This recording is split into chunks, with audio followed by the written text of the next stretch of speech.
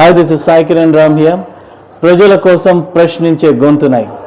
Please like, share and subscribe VVD News Channel Nandyal. Andhra Pradesh జర్నలిస్టుల union రాష్ట్ర నాయకత్వం పిలుపు మేరకు ఏపీజీయూ జిల్లా గౌరవ అధ్యక్షులు నరసింహమూర్తి, జిల్లా అధ్యక్షులు నందవరం శ్రీనివాసులు ఆధ్వర్యంలో స్థానిక కలెక్టర్ కార్యాలయంలో కలెక్టర్ రాజ్కుమారి గన్యాకు జర్నలిస్టుల సమస్యలపై వినతి పత్రం సమర్పించారు. వర్కింగ్ జర్నలిస్టులకు అందరికీ అగ్రిడేషన్లు మంజూరు చేయాలని, అగ్రిడేషన్ కమిటీలో ఏపీజేయూ నాయకులకు ప్రాధాన్యత కల్పించాలని, జర్నలిస్టులకు బీమా పెన్షన్ సౌకర్యాలను కల్పించాలని, నివేశన స్థలాలు మంజూరు చేసి ప్రభుత్వ పరంగా గృహ నిర్మాణం చేపట్టాలని ఆంధ్రప్రదేశ్ జర్నలిస్టుల యూనియన్ నాయకులు కలెక్టర్ను కోరారు.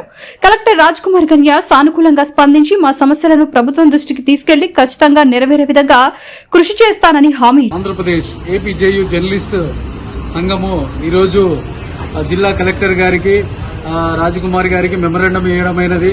మా సమస్యలు అమ్మగారికి తెలియపరిచి తర్వాత మా సమస్యలు అక్రిడేషన్ విషయంలో కానీ, ఇళ్ల స్థలాల విషయంలో కానీ, మా పిల్లల ఫీజుల విషయంలో కానీ, మాకు జిల్లా హెడ్ క్వార్టర్ అయిన ఇన్ని రోజులు కూడా ప్రెస్ క్లబ్ అనేది ఏర్పాటు చేయలేదు.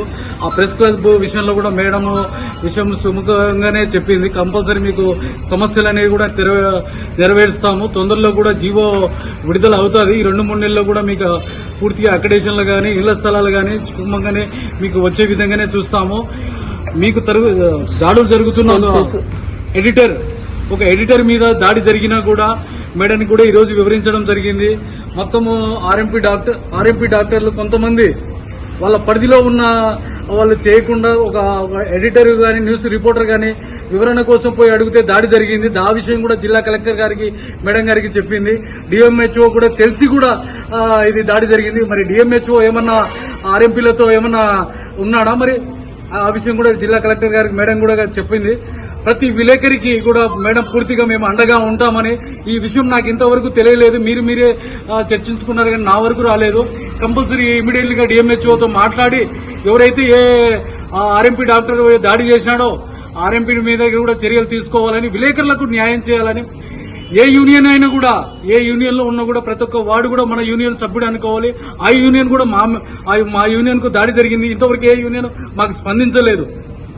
కాబట్టి మనమంతా ఒక అన్నదమ్ములంగా ఉండాలి. మనము ఏదో వ్యక్తిగత విషయాలు పక్కన పెట్టాలి. మనకు తోటి విలేకరి ఒక కాకి కరెంటు తగిలి కింద పడిందనుకో 100 కాకులు వచ్చి అడుస్తాయి. అలా మానవత్వం కూడా లేకుండా ఒక విలేకరి మీద దాడి జరిగితే ఏ విలేకరి కూడా స్పందించలేదు. కాబట్టి రాజకీయాలు గాని, వ్యక్తిగత విషయాలు గాని పక్కన పెట్టాలా. విలేకరి అనేవాడు ఒక చెట్టు, ఆ చెట్టు నుంచి వచ్చిన కొమ్మలే ఆ యూనియన్ లో. కాబట్టి మనమంతా మనం కలిసికట్టుగా ఉండి మనం జిల్లా కలెక్టర్ గారితో, ప్రభుత్వంతో మనకు పోరాడి మన సమస్యలని తీర్చుకోవాలా.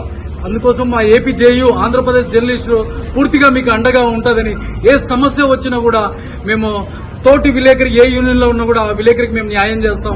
మా వంతుగా నిలబడతాం. వాడు మా కుటుంబ సభ్యుడే అనుకుంటాం. అప్పుడైతేనే ఆ జర్నలిస్ట్ లో నాయకత్వం ఉంటది.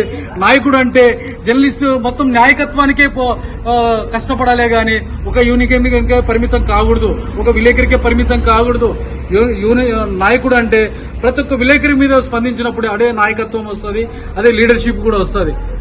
ఆంధ్రప్రదేశ్ జర్నలిస్టుల యూనియన్ ఏపీజేయూ ఆధ్వర్యంలో ఈనాడు జర్నలిస్టుల కోరికల దినోత్సవం సందర్భంగా గౌరవ జిల్లా కలెక్టర్ గారికి ఆంధ్రప్రదేశ్ జర్నలిస్ట్ యూనియన్ ఆధ్వర్యంలో ఒక వినతి పత్రాన్ని సమర్పించడం జరిగింది. నంద్యాల జిల్లాలో ఉన్నటువంటి జర్నలిస్టులకు చాలా సమస్యలు ఉన్నాయి. ఆ సమస్యలపైన గత ప్రభుత్వానికి కానీ, ఈనాడు అధికారులు ఉన్నటువంటి ప్రభుత్వానికి ఎన్నోసార్లు వినతి పత్రాలు ఇవ్వడం జరిగింది. మేము ఒకటే కోరుతున్నాం, నంద్యాల జిల్లాలో నూతన జిల్లా ఏర్పడినటువంటి 5 సంవత్సరాలు పూర్తయినప్పటికీ మరి నంద్యాల జిల్లాలో ప్రెస్ క్లబ్ అనేటువంటిది లేకపోవడం చాలా బాధాకరం. అదేవిధంగా జర్నలిస్టులు వార్తల సేకరణకు వెళ్తే అధికారులు కానీ, ప్రజాప్రతినిధులు కానీ అవినీతి అక్రమాలకు భూకబ్జాలు చేస్తున్న సందర్భంలో ప్రతి పాత్రికేయుడు జర్నలిస్టుల సేకరణకు వెళ్తే వాళ్లపైన దాడులు, బెదిరింపులు, హత్యలు చేయడం కూడా ఈ జిల్లాలో జరిగిన సందర్భాలున్నాయి. మరి అటువంటి సందర్భాల్లో ఏ అధికారులు గాని, ఏ ప్రజాప్రతినిధులు గాని జర్నలిస్టులకు అండగా నిలబడలేకపోవడం మరి ఇంతకంటే దుర్మార్గం ఉంటుందని చెప్పి ఈ సందర్భంగా తెలియజేస్తా ఉన్నా.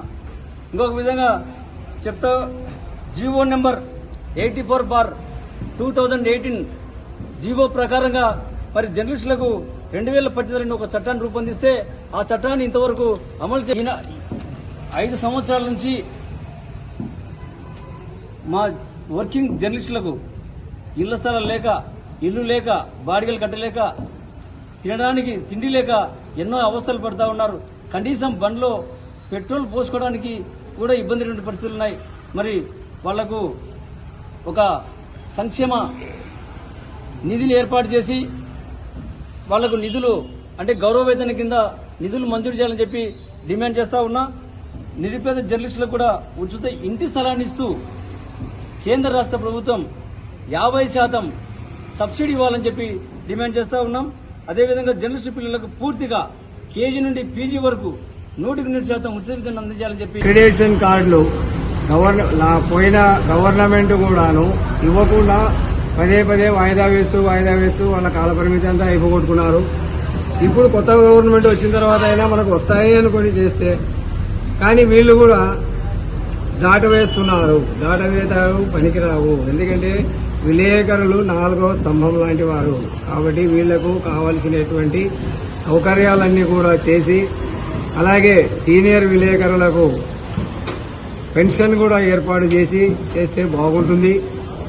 అలాగే విలేకరులలో చాలా మంది పేదవారు ఉన్నారు. ఏ రోజుకి ఆ రోజు జరగకుండా కూడా చాలా కష్టపడుతున్నారు. కాకపోతే వార్తలు సేకరించడానికి మాత్రం చాలా కష్టపడి చేస్తున్నారు. కానీ వాళ్లకు రావాల్సినటువంటి హక్కులు అన్ని కూడాను ఈ ప్రభుత్వాలు కనుమరుగు చేస్తున్నారు. కాబట్టి వాళ్ళకందరికీ కూడాను సొంత ఇంటి స్థలం కానీ ఇల్లు కట్టుకోవడానికి కూడా గవర్నమెంట్ కూడా చేయూతనివ్వాలని, అలాగే స్కూల్లో చదువుకునేటువంటి పిల్లలకు ఉచిత విద్య అందిస్తే కూడా బాగుంటుంది. విలేకరుల యొక్క పిల్లలకు ఉచిత విద్యను అందిస్తే కూడా బాగుంటుంది అనే ఉద్దేశంతో కలెక్టర్ గారికి కూడా చెప్పడం జరిగింది. ఆ కలెక్టర్ గారు సానుకూలంగానే చేశారు. వివిడి న్యూస్ టీవీని తక్షణమే సబ్స్క్రైబ్ చేసుకోండి. నోటిఫికేషన్ కోసం బెల్ ఐకాన్ క్లిక్ చేయండి. మరిన్ని అప్డేట్స్ కోసం ప్రతి ఒక్క కుటుంబానికి ఉచిత ప్రకటనలు వచ్చే విధంగా మీకోసం మీ ముందుకు వివిడి న్యూస్ టీవీని ఏపీ ఫైబర్ నందు 99వ ఛానల్ మరియు యూట్యూబ్ నందు వీక్షించెదరు.